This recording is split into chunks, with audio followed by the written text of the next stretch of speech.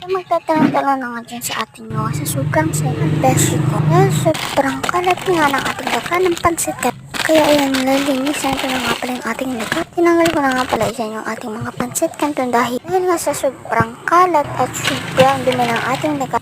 Kaya tutukayod naman sa ating mga guys na inis ating lagay ng mga pansit kanto. Sorry mga best ko kasi medyo pusa ko. Yung nagkanta pa nga ako ng nagkanta lang ako.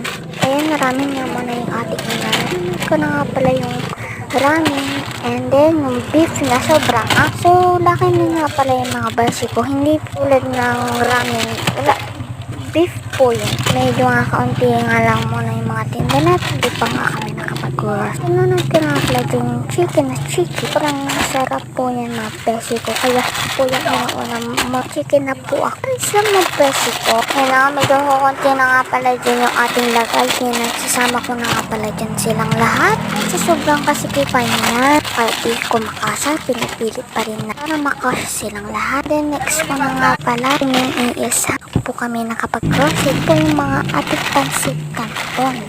Pero yung nagaya lang hindi yung mga istak, hindi pa isa po yung expired lahat dahil lilinisin ko na po sa nalaglag yung pansit kanton na yan. Punasan ko na nga pala yung ating lagayan po, yung ating mga tinanggal na pansit kanton. Balik lang po yung ating lagayan.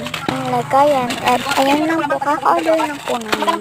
Lalagkap na dito nga pala yung pansit kanton na kalamansi mabes kahit hindi pa nga pala dyan kumakasin ang ating lalagayan. Pinipilit pa rin natin magkasama-sama silang ating na. So next pala natin yung pansit kanton. Pwede tayo ng papak ng ito. Manghang po rin yung ito. Masarap po yan yung ating dito.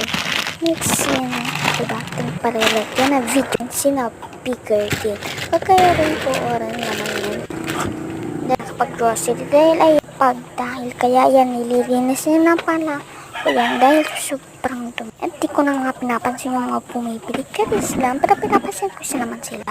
Wala naman ako, di naman pala masamang magpan.